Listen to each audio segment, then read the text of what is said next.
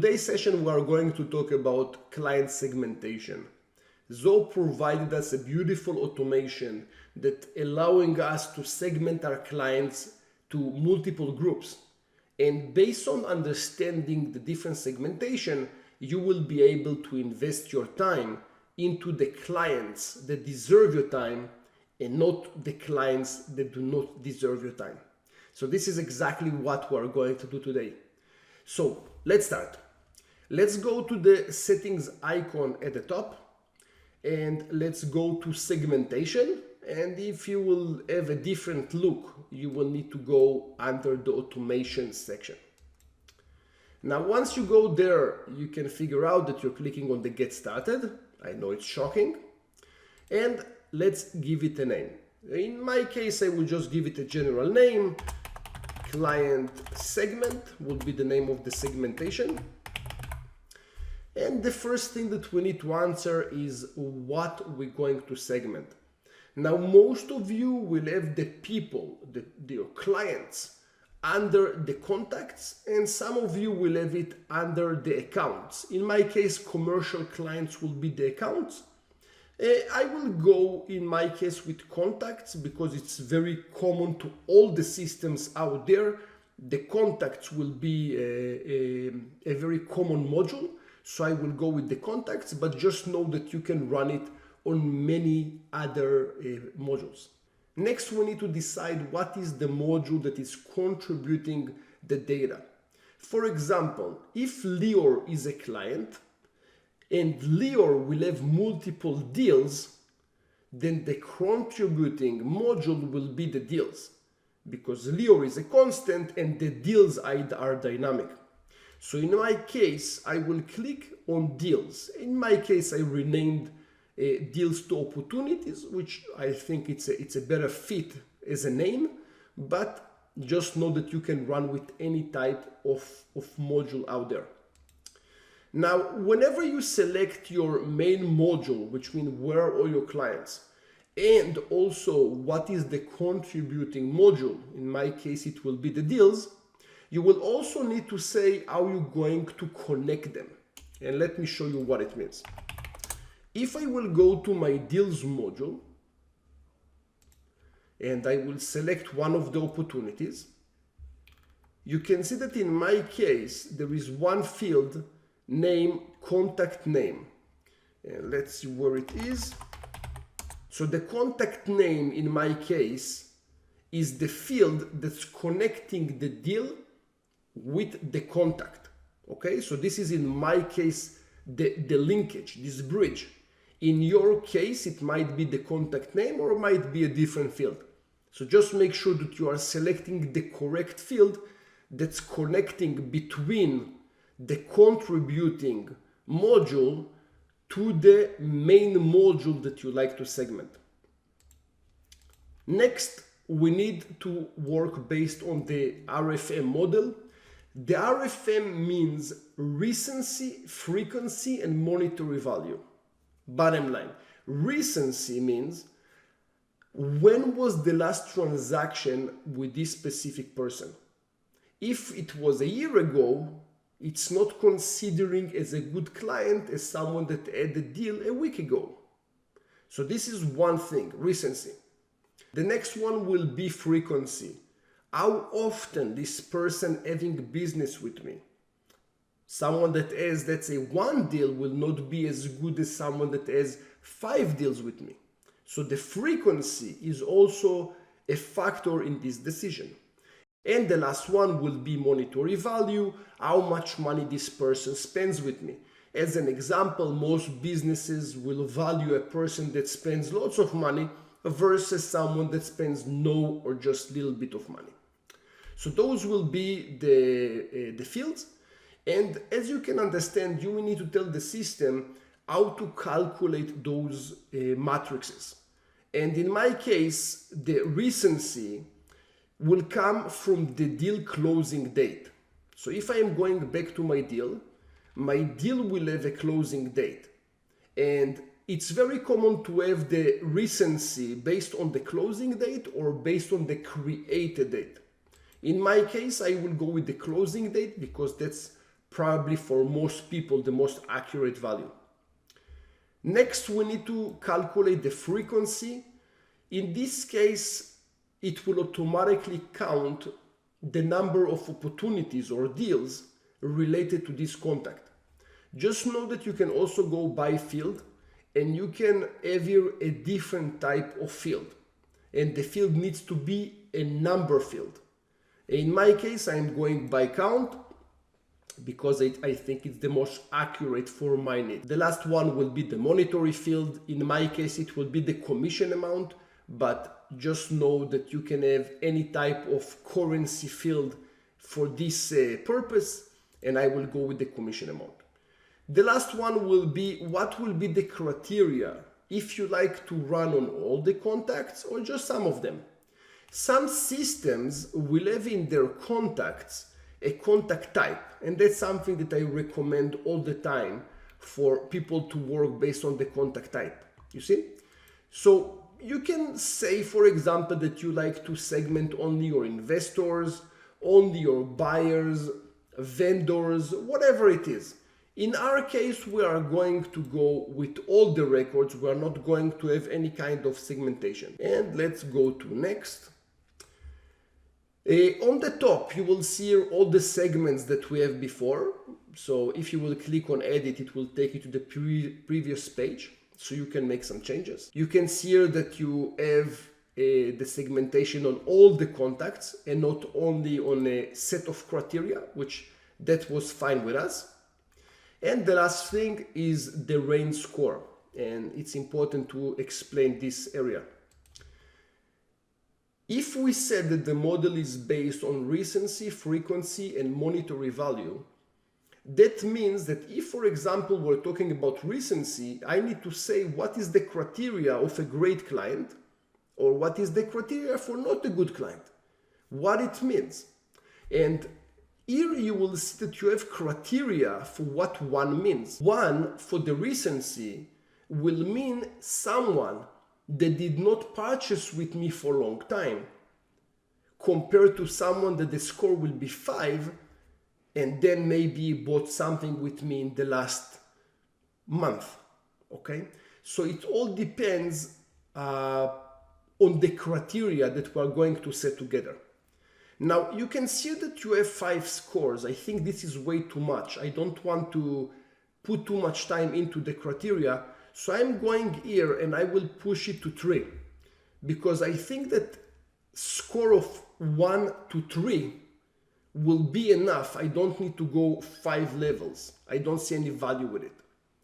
And let's start to put some criteria. The first criteria will be, when was the last time the person bought with me? And if you remember, it was based on the closing date. So let's click on add criteria. And you can see that the closing date is automatically shown. And most people, because they don't want to put too much time into creating a good system, they will have here a constant value. For example, right now we are in December 20th, 2020. I can say that if someone, for example, he bought he had a transaction with me a year ago, okay, so that was before January 1st, 2020, it will be considered as a score 1. But from the other side, I can do something that is more dynamic, because in this case, I will need to make changes to this formula every month, because I want to count, for example, a year. So I will go here with something that says ages in days is bigger and equal to 365 days. So this is much more complicated than just having a static value. In this case, that will be dynamic value. Now, before we do that, let's just test it, because with my dyslexia, I'm always mixing up with ages in days, bigger, equal, smaller. I'm getting nuts with it. So let's go 1 second to the opportunities. And let's try to have here some kind of a view that is testing those date ranges. I just want to see if ages in days bigger equal to 365 days actually brings me the correct deals. So let's go here, let's create a new view. Let's call it test range. And the closing date will be ages in days bigger or equal to 365. Now, when I'm running that, I should see the deals that were closed before a year. So let's see. So this is the closing date, and all those making sense. Yes, so all those were closed more than a year ago.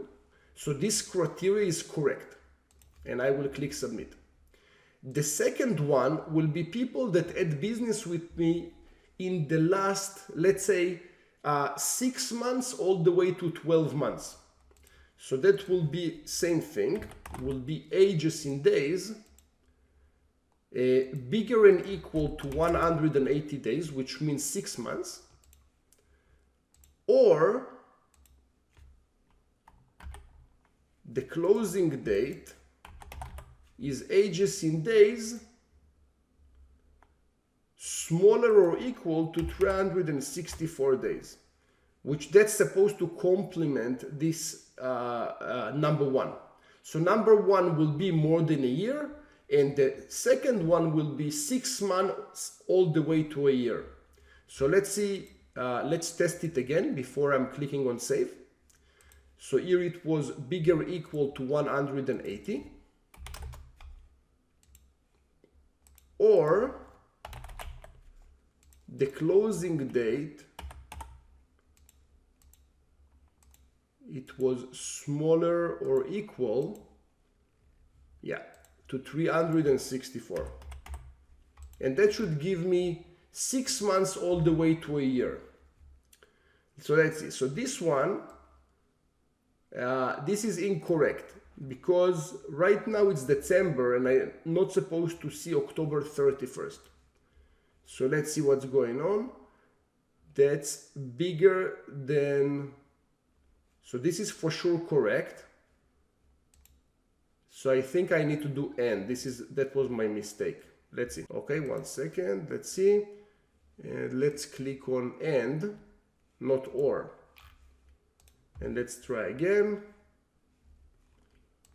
Okay, let's go to all and let's see if I have anything that is in the 6 months range. April 2020 should be in my range. So let's go here and test range. Good. So that's catching that. So this criteria is okay. So it's basically do ages in days is bigger than 180 and closing date is smaller than 364. Very good. Perfect. And that is score number 2, which means people that had some kind of business transaction with me in the past 6 months. And the last one will be people that are less than 180 days. Those will be last 6 months. So that will be ages smaller or equal to 179 days, which less than 6 months. And let me also try it here. Smaller or equal to 179. And I'm getting the correct values. So that's fine. Beautiful. So now I have the recency. People that had a business with me in the last 6 months will be score number 3. People that had business with me 6 months all the way to a year will be score number 2. And people that had no business with me in the last year will be number 1, score 1. Let's go to frequency. The frequency will be how often people buy with me. So if I will go to number 1, the count of opportunities will be smaller or equals to 0. So that will mean that they did not have any kind of business with me. They're just floating clients with zero opportunities. Okay, now let's go over the frequency. While I created the video, there was a bug, so everything got crazier, so you couldn't see how I built it, but let's go over it together. So the frequency means the count of opportunities. If there were no opportunities with me, which means it's count to 0, which means no opportunities, then I will get score of 1. If there were more than 0 opportunities, but less than 5 or less than equal to 5, then I will get a score of 2. And if it's more than 5, 6, 7, and so on, then I will have score 3, which means this is the best. The last one will be monetary. And the monetary, I need to select what will be the value of a not good client versus to a great client. And let's just throw numbers here, that the commission amount, for example, is, let's say, lower than $5,000. So that will be the not that good. The average will be the commission is bigger than 5,000, and the commission also is smaller. Let's just make it simple, smaller than 50,000. So 5,000 to 50,000, those will be the average of okay client, and anything above 50,000 will be considered as a very good client. And now we have that. So let's click on next. And now you can see that you have here a predefined list of what is a champion, loyal customer, and of course you can click on add new labels and you can change them. For now, let's keep it like that. I don't want to make it too complicated, but a champion will be someone that has the recency, frequency, and monetary as number 3, the best. The second one will be 2 and 2 to 3, and you can see it here. Each one of them will have different representation of the recency, frequency, and monetary. For now, let's keep it like that and let's publish. Once this is published, the system will start to run this automation on your contacts. And the result will be, let's just go to one of my opportunities and let's go to Bill Gates as an example. So if you scroll down, you can see that you have the segmentation section, which you didn't have before. And very soon you will see that the segment level will change, and that will be based on what we defined in the segmentation section. So you can see that the recency is August 10th, which means this is number 3. The frequency is 1, which means it's the second level of the frequency. This is number 2. And the monetary is 22,000, which means it's between the 5,000 to the 50,000. And this is also number 2.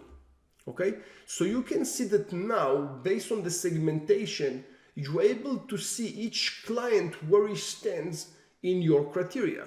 And the last thing that I want to show you for this session is how to work based on the segmentation.